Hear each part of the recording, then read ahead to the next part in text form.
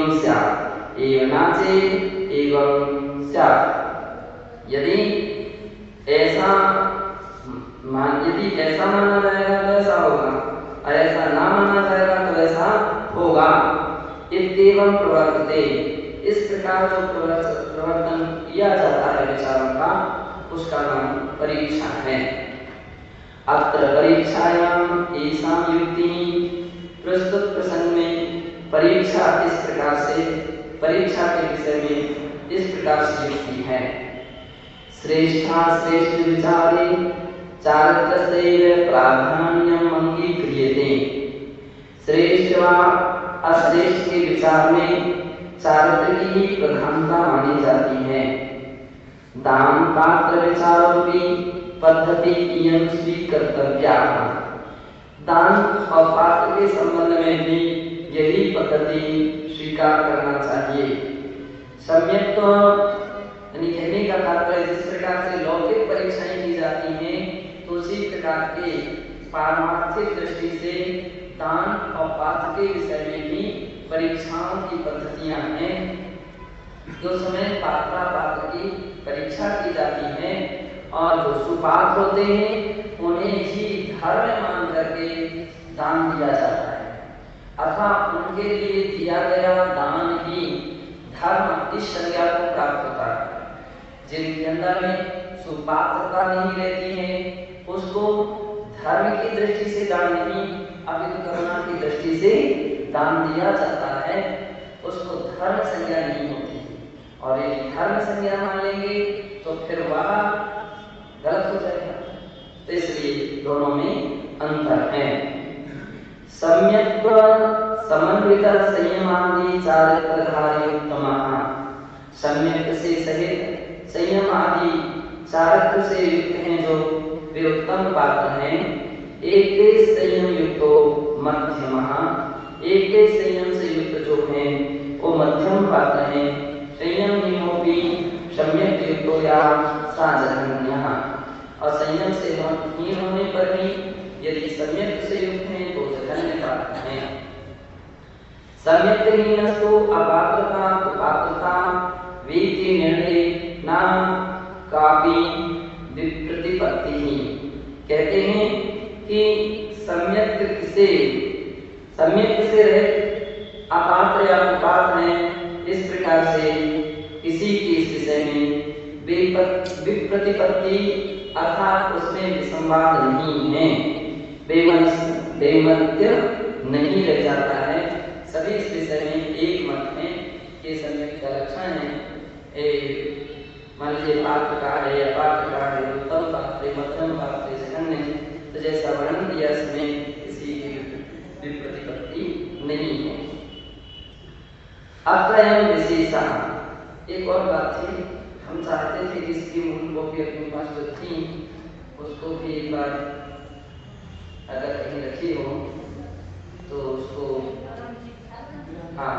अगर अपन मंगा लें और इसके साथ उसको भी देखते जाएं, तो बहुत अच्छा है। अत्रयम विशेषा, यहाँ विशेषता ये है, कस्मिन् सम्यक्त्वं वर्तते, किसी व्यक्ति में सम्यक है, आप तस्मिन् न वर्तते, किसमें सम्यक दर्शन नहीं है। इति ज्ञानं न शुभ्रम, ऐसा जानना कठिन है। तस्य सूक्ष्मत्वात्, क्योंकि वह जो है बहुत सूक्ष्म है। इंद्रियां ग्राह्यत्वाच्च, इंद्रियों के द्वारा अग्राह्य, हम अपनी आंखों से या कानों से या कोई भी इंद्रियों से उसका ज्ञान नहीं कर सकते।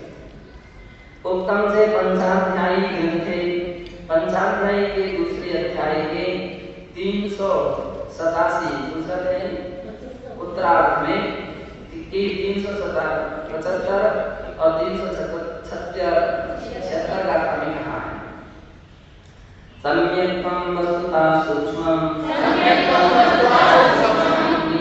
ज्ञानगोचरं गोचरं स्वादिष्टान्तः ज्ञानयोदयो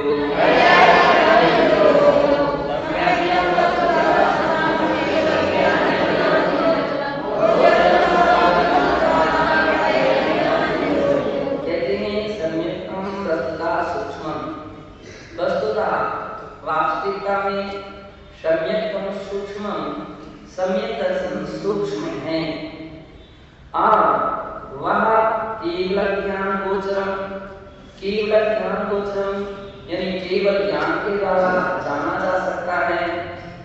गोचरम स्वादिष्टान्तः अथवा स्वावधि यानी सर्वावधि और परमावधि जो विज्ञान है उनके द्वारा तथा पर्यायों मनात्रय ज्ञान इन दोनों के द्वारा यानी अवधि ज्ञान के द्वारा और मनात्रय ज्ञान के द्वारा ही जाना जा सकता है।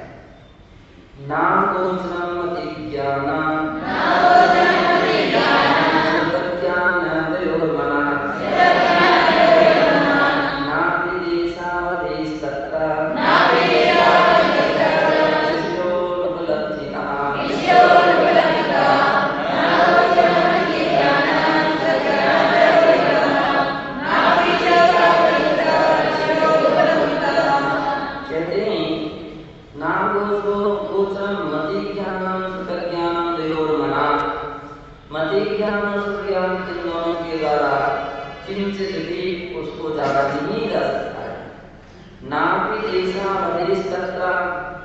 और देशावधि ज्ञान जो है उस ज्ञान के द्वारा भी वहाँ सम्यक प्राप्ति नहीं जाना जा सकता, क्योंकि विषयों अनुपलब्धिता इस विषय में इन ज्ञानों की उपलब्धि नहीं अर्थात उनका प्रवेश नहीं है।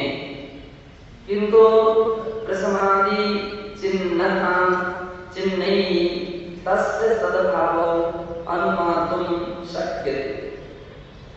फिर भी प्रसमादि जो चिन्ह हैं उनके द्वारा उसके सद्भाव का अनुमान संभव है। इति दृष्ट्या न तस्य सर्वथा अपरोक्षतां चेति स्याद्वादिनो शम्यः। इस दृष्टि से न तस्य सर्वथा अपरोक्षता तो ऐसा भी नहीं कि विज्ञान सर्वथा अपरोक्ष हो, है ना। इस दोनों ज्ञान जो है सर्वथा अपरोक्ष भी नहीं है। अपरोक्ष का अर्थ है कि उसकी परीक्षा भी नहीं की जाए या वो जाना ना जाए, तो ऐसा सर्वथा नहीं। मध्य ज्ञानी सूत्र ज्ञानी और अवधि ज्ञानी भी उसको यथासंभव जान सकते हैं। श्यामवादीनां समयान और श्यामवादीनां समयान श्यामवादियों के जो समय यानी आगम है उस श्यामवाद के द्वारा उस आगम के द्वारा उसको भी यथासंभव जाना जा सकता है।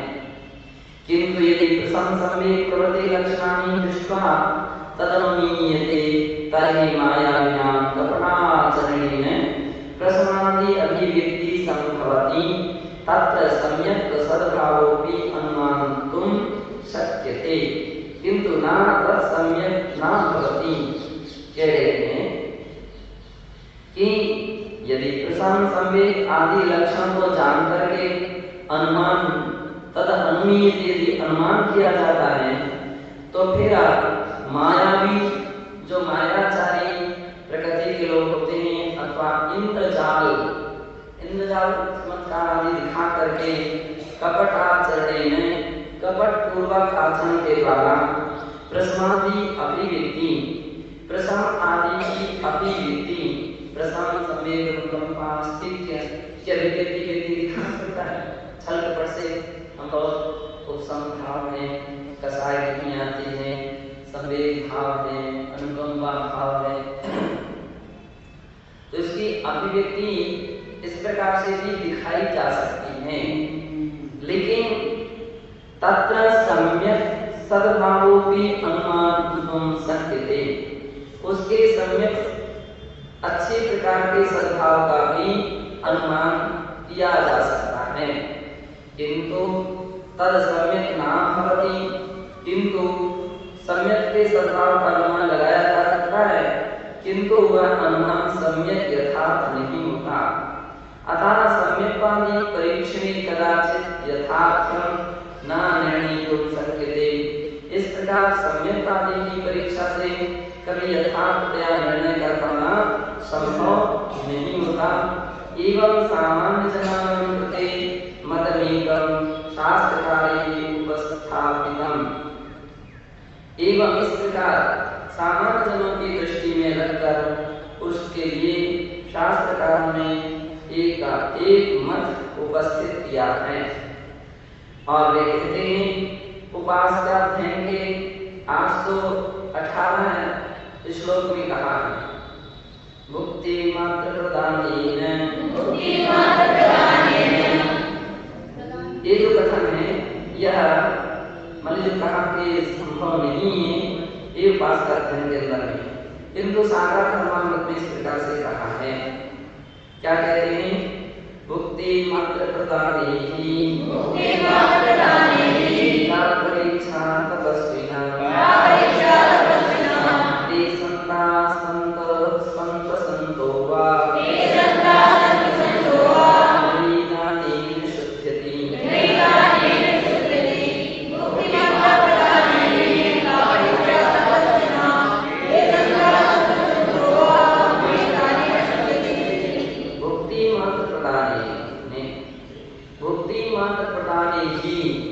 केवल भोजन मात्र प्रदान करने में, आहार देने में काम परीक्षा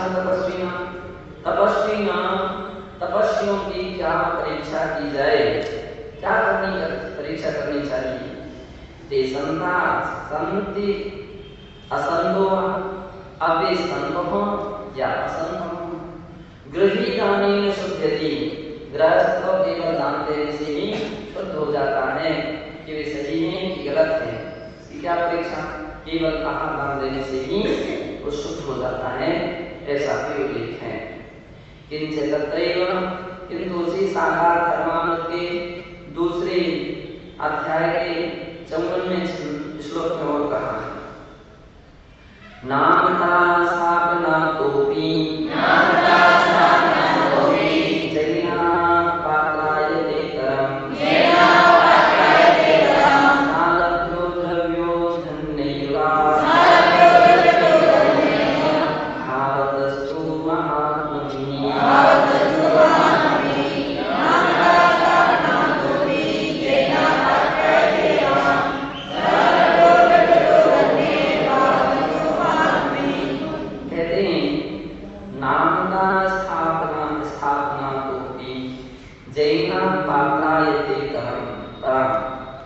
चाहे वो नाम से हो या स्थापना से हो, जैना पात्रायते परम, जैन हो वह तो पात्र ही है द्रव्य निक्षेप से। सालभ्य तो द्रव्य तो धन्य भावतस्तु महात्मनि। द्रव्य निक्षेप से जैन पुण्यवानों को प्राप्त होता है और भाव से जैन को महाभावों को ही मिलता है। यद्यपि यहाँ पर जैना पात्रायते परम, पात्र के लिए जो और इतर ये दोनों हैं, तो दोनों की विषय में जो मात्र प्रधानता रखी जाती है, जैन धर्म का अनुयायी है, जैन धर्म के पालन करने वाला है, वह तो पात्र ही है, ऐसा जानना चाहिए। ऐसा इसका भाव है। चाहे वो नाम के लिए से हो, जैन साधु, अब चाहे नाम के लिए से हो, चाहे स्थापना के रूप में हो, अब आखिर में है तो साधु है ना, तो साधु होने के कारण से उनकी व्यवहारिक रूप से सेवा करते को करनी ही चाहिए। किंतु परीक्षा प्रधान पुरुषाणां प्रदेशो शास्त्रकाराणां कारणामात्र गाथायां निर्देशो यत् पाशापात्र विचारं विधानया। किंतु परीक्षा प्रधान पुरुषाणां, जो परीक्षा प्रधान पुरुष हैं, दो प्रकार के लोग होते हैं। एक वो होते हैं जो केवल आज्ञा प्रधानी होते हैं, एक वो होते हैं जो परीक्षा प्रधानी होते हैं। तो आम सामान्य जगत तो आज्ञा प्रधान होता है, लेकिन जो उस दिशा में, उस आगम में या उस विधि में परिपक्व हो चुका है, वो परीक्षा प्रधान ही हो सकता है। तो लेकिन आम व्यक्ति परीक्षा, अब जिसको स्वयं ही पता नहीं हो वो परीक्षा करने बैठ जाए तो क्या परीक्षा करेगा। जिसको स्वयं ही किसी विषय का यथार्थ ज्ञान ना हो, अध्ययन ना हो, तो परीक्षा नहीं कर सकता है। तो परीक्षा के लिए कैसा है, बहुमुखी अध्ययन होना चाहिए, और जब बहुमुखी अध्ययन होगा तो परीक्षा करना हो सकता है। तो विशेषता यहाँ पर कह रहे हैं, परीक्षा प्रधान पुरुषों की दृष्टि में रखते हुए गुरुजन जो होते हैं, बड़े बड़े आचार्य होते हैं, ये परीक्षा प्रधान होते हैं, वे व्यक्ति की परीक्षा करते हैं, केवल इतने मात्र से स्वीकार नहीं करते कि हम दिगंबर मुनि को दर्शन कर, नहीं, वे परीक्षा करते हैं, वे उसकी पद्धतियां देखते हैं, चर्या देखते हैं, आचरण देखते हैं। अपने यहाँ कहा गया कि कोई भी मुनिराज आते हैं तो 3 दिन तक उनकी चर्या, उनका विहार, आहार इत्यादि सारी स्थितियां देखी जाती है, या समिति, आदरण समिति इत्यादि के द्वारा निर्णय लिया जाता है कि अब रखने लायक है संघ में कि रखने लायक नहीं है, अथवा सबसे पहले इस बात को भी देखते संभव में ऐसा नहीं कि आते ही व्यक्ति उसको नमस्कार ना करे, वंदना प्रतिवंदना ना करे, मुख मोड़ करके बैठ जाए। अब तुम मुख मोड़ करके बैठ जाओगे या आंखें बंद करके बैठ जाओगे तो देख ही नहीं पाओगे कि क्या सही है क्या गलत है। मुख मोड़ लोगे तो पता ही नहीं पड़ पाएगा। तो ना तो मुख मोड़ना चाहिए और ना दृष्टि को बंद रखना चाहिए, पहले देख तो लो, समझ तो लो, और अगर कदाचित कोई मिस्टेक भी नजर आती है तो प्रयत्न पहला करते हैं कि उसका स्थितिकरण कीजिए। भाई किसी के अंदर मिस्टेक है ऐसा कोई थोड़ी कि उसको वैसा का वैसा ही रहने दिया जाए। तो इस समय दर्शन काल में आप देख रहे हो कोई व्यक्ति संयम चारित्र से या दर्शन से गिर रहा है, अपन स्थितिकरण के अंदर पढ़ रहे हैं, पढ़ चुके हैं।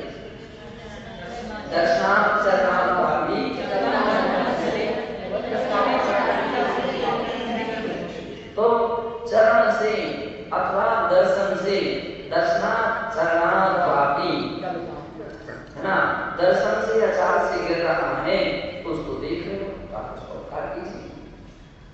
इस समय दर्शन का पहले अपना तो परीक्षा देती थी, जब समय दृष्टि में अब व्यक्ति परीक्षा करने के लिए बैठ जाता है और परीक्षा करने के लिए बैठ जाता है, ऐसे ऐसे चलते फिरते कोई भी व्यक्ति परीक्षा करने बैठ जाए, लेकिन इसके पहले स्वयं की भी तो परीक्षा लेना चाहिए कि हम समय दृष्टि में नहीं, हमारे अंदर में क्या नाम से वो स्थिति क्रमण है कि नहीं।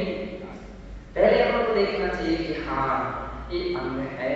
अब एक बार प्रयास कीजिए, 2 बार प्रयास कीजिए, 3 बार प्रयास कीजिए, हर प्रकार से प्रयास करने के उपरांत रखिए और देखिए पहले किसी की बातों को आप सुन करके अरे व्यक्ति ऐसा है, सामने नहीं करता है, प्रतिक्रिया नहीं करता है, ऐसा करता है, वैसा करता, केवल सुन करके नहीं, आप सुन देखिए, है ना, और अनुभव कीजिए, फिर समझाने का प्रयास कीजिए। हो सकता है कि उसका स्थितिकरण हो जाए, वो समझ जाए, और यदि समझ गया है बहुत बड़ा उपकार हो गया, बहुत बड़ा उपकार हो गया, और वो समझ पाया या नहीं समझ पाया वो उसकी बात है। अपने समय दर्शन कर तो अपने परिचय दे दिया है कि हम समय का संचारी हमारा इस प्रकार से, तो ऐसा हमको परिचय देना चाहिए। और प्रयास करने के उपरांत भी, सारा प्रयत्न करने के उपरांत भी यदि नहीं समझ पा रहा है तो फिर कहा जाता है कि मध्यस्थ पूरा प्रयास कर लिया, कोई उपाय नहीं, तो अपने परिणामों को खराब करने से क्या फायदा, राग देश को बनाने से क्या फायदा, फिर तो अच्छी बात है मध्यस्थ विपरीत तो मध्यस्थ भाव होना चाहिए। लेकिन बिना प्रयास के ही मध्यस्थ हो जाए, बिना देखे पढ़े ही मध्यस्थ हो जाए, तो वो तो सम्यक प्रकार से नहीं माना जा सकेगा। जैसे ही कहा गया कि यहाँ पर जो परीक्षा प्रदान पुरुषों के द्वारा दृष्टि में रखते हुए शास्त्रकाराणाम अत्र गाथायाम निर्देशो, शास्त्रकार का प्रस्तुत गाथा में यह निर्देश है कि पात्र विचारम विधाय, पात्र और अपात्र सत्पात्रेभ्यः एव दानं देयं न च पात्रेभ्यः। सत्पात्रों को ही दान देना चाहिए, अपात्रों को नहीं। अतएव साला धर्मामृतेपि प्रोक्तम। इसी बात के साला धर्मामृत के 5वें अध्याय के 44वें श्लोक में कहा भी है, यदि चात्तमं पात्रं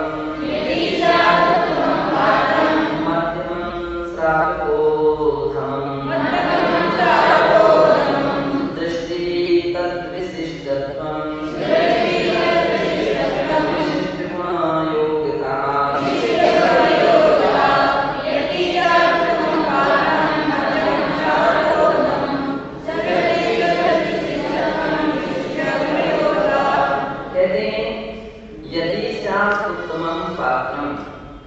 जो यति हैं, साधु हैं, वे उत्तम पात्र हैं। मध्यमं श्रावकोधमं, और जो मध्यम श्रावक, व्रती जो श्रावक है वो मध्यम पात्र हैं। इसलिए एक बार ऐसा प्रसंग आया था, आर्यवन को किसमें ग्रहण करना चाहिए, उत्तम पात्र को में ग्रहण करना चाहिए कि मध्यम पात्र में ग्रहण करना चाहिए। तो अब इस श्लोक के अनुसार तो आर्या जो है वो श्रावक तो है नहीं, न श्राविका है, तो वे उनकी गिनती किसमें है, उत्तम पात्र में आएगी। क्यों आएगी? क्योंकि वो महाव्रत से संपन्न है और महाव्रत से युक्त होने के कारण उनको उत्तम पात्रों के अंदर में ही समाविष्ट किया है। और श्रावकों, जो श्रावक हैं वे प्रतिमाधारी, वे मध्यम श्रावक, चाहे वो 2 प्रतिमाधारी हो चाहे 11 प्रतिमाधारी, वो सभी मध्यम, चाहे पहली प्रतिमाधारी हो, वो सब मध्यम पात्र हैं।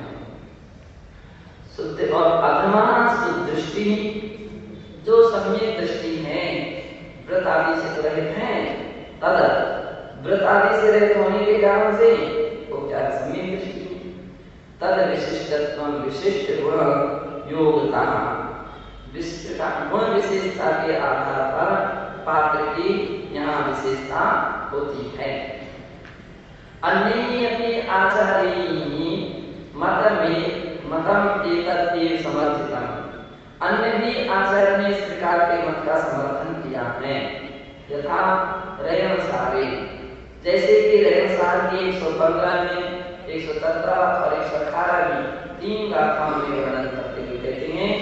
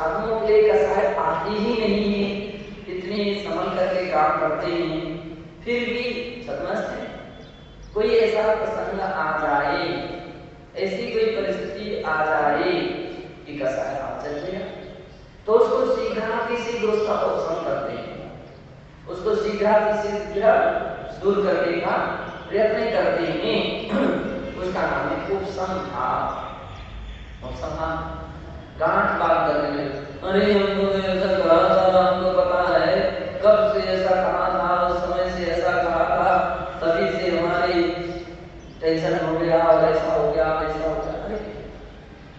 पहले सोचो, कहाँ गया, कुछ कहा तो किस भाव से कहा, किसी ने सुधार की भावना से कहा, अच्छी भावना से कहा, तुम्हारे हित की भावना से कहा, कल्याण की भावना से कहा।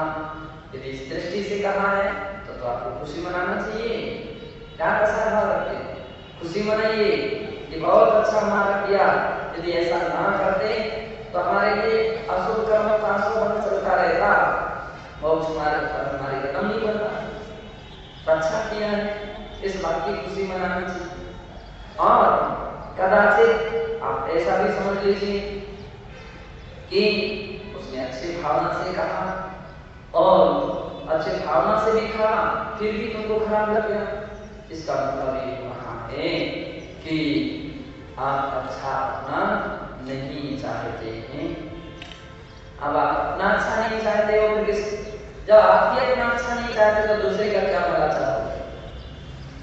जो अपना ही भला नहीं चाह रहा है तो दूसरे का क्या भला कर पाएगा, कैसे अच्छा कर पाएगा? तो कभी अपन को इस बात की परीक्षा, अपन को अपने आप की पहले परीक्षा करना चाहिए। आप व्यक्ति को परखो तो सही कि तुम्हारी हित की भावना से अरे सबके सामने डांट दिया, सबके सामने कह दिया, सबके सामने बोल दिया, कोई बात नहीं। अगर अपने पास कमी है, कोई मान लीजिए बुराई है, कोई दुर्गुण है, वो तो कहीं कभी भी निकला जा सकता है। अब प्रवचन चलते हैं, क्लासेस चलती हैं, स्वाध्याय चलते हैं। अब हर क्लास हर साथ थोड़े व्यक्ति के अलग अलग बैठने करके बैठा जाएगा और उसमें कोई बेटा आ जाता है पढ़ने, बातें क्लियर हो जाती है। अब दवाई तो दे दी, जहां रोग हो, जिसको रोग हो, जिसको बीमारी हो, दवा धीरे धीरे धीरे धीरे वहां तक पहुंच जाती है। और जहां पर पहुंची है, अब उसका रोग ठीक होना चाहिए ना, उसकी बीमारी ठीक होना चाहिए, तो खुशी मनाना चाहिए कि अच्छी बात है, औषधि तो दी गई, हमारा भला तो किया गया। दुनिया में भला करने वाला भी व्यक्ति नहीं मिल पाते। तो ऐसा दुनिया में बहुत सारे लोग ऐसे रहते हैं कि केवल जैसे हो वैसे बोले रहो, कि अपन किसी से बुरे नहीं बनना चाहते। ऐसे प्रकार के लोग गली गली में मिल जाएंगे, हम बुरे नहीं बनना चाहते, हमारा कोई किसी से अपन को लेना है, रोज का लोग आते हैं, अपना काम बनता अब ऐसी प्रकृति सम्यक पुरुष की तो नहीं कहते, तो ऐसे व्यक्ति के लिए अपन साधु पुरुष तो नहीं कहेंगे। साधु पुरुष तो स्वयं कष्ट सहन कर लेगा, लेकिन फिर भी दूसरे का भला करेगा, अच्छा करेगा, ये धर्म है। तो उपसंहार, अब ऐसी परिस्थिति आ जाए, चिंतन करो। अब व्यक्ति जब चिंतन में डूबेगा, विचार में डूबेगा, तो उसको लगेगा कि हमारे अच्छाई के लिए कही गई, अपने भला के लिए कही गई, तो व्यक्ति के अंदर खुशी होगी। और कदाचित ऐसे भी व्यक्ति हों कि जिसके अंदर में इस प्रकार के विचार ना आए, ऐसे विचार भी ना आ रहे हो, तो उसको दूसरे से सलाह लेना चाहिए, परामर्श लेना चाहिए कि भैया आप बतलाओ, इस विषय में सुझाव दो, चला दो, क्या करें, कसाई करें कि संस्था रखें, तो दूसरा व्यक्ति सुझाव दे देगा, सलाह देगा, ये संस्था रखना चाहिए। गलत भी किसी के डांट लग जाए, कल्पना करो, गलत भी लग जाए, तो गलत हो सकता है, कोई गलत सूचना दे दे, हो सकता है कोई गलत समाचार दे दे, गलत हो सकती है, धैर्य तो रखो। गलत झूठ ज्यादा समय तक नहीं सकता है, किसी न किसी से मौके हो जाए, प्रकट किया जाए, क्यों भाई बात तो ऐसी थी, तो धैर्य रखो, एक दिन क्लियर हो जाएगा। एक कौन से अभी 15 अगस्त के दिन हमने किसी का उदाहरण दिया था कि सूर्यकांत नाम के व्यक्ति थे, तो बताते हैं कि वो स्कूल में पढ़ रहे थे, तो बच्चे लोग उधम करने लगे, टीचर थोड़े बाहर गए, बच्चे लोग उधम करने लगे, आवाज करने लगे। अब जब आवाज करने लगे, शरारतबाजी करने लगे, तो थोड़ी देर के बाद टीचर आ गए, तो चूंकि बाहर तक बहुत आवाजें पहुंची, तो इस अमुक क्लास की बहुत आवाज आ रही है, तो प्राचार्य ने या और भी अन्य टीचरों ने इसके विषय में कहा क्या बात, निराला सूर्यकांत जी ने नहीं, वो उनके टीचर ने पूछा कि कौन से विद्यार्थी ने शरारती की, कौन से विद्यार्थी ने इस उधर किया। तो जो सूर्यकांत थे उन्होंने कहा सर मैंने किया। तो उनके स्कूल के टीचर ने 2-4 तमाचे चांटे लगा, इसके ऊपर बैठ गए, क्लास शुरू हो गई। क्लास के बाद धीरे धीरे वो बात ओपन हो गई। किसी लड़के ने बताया नहीं सर उस लड़के ने नहीं किया था, सर इस लड़के ने किया था। अब उसने भी स्वीकार किया कि हाँ मुझसे गलती हो गई, मुझे माफ कर दीजिए। तो क्लास के बाद ऐसा निर्णय हुआ। तो फिर सूर्यकांत से पूछा गया कि जब तुमने कोई उधम नहीं किया था तो फिर क्यों कहा कि मैंने उधम किया।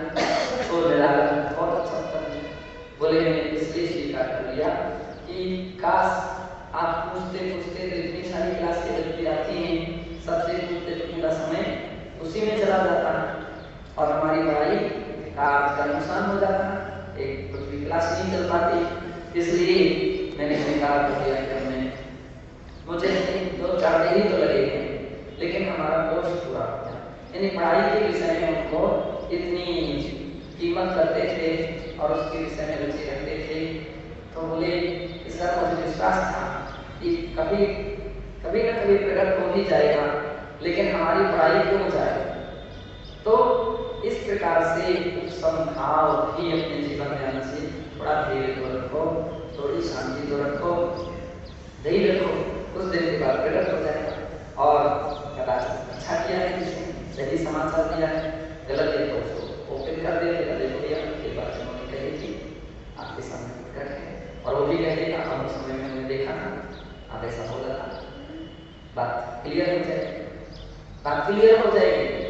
तो जो व्यक्ति उपसम भाव रखते हैं तो उसके अंदर में इस प्रकार का विवेक उत्पन्न होता है, तो धैर्य रखता है और अपने समय आने पर उसका निर्णय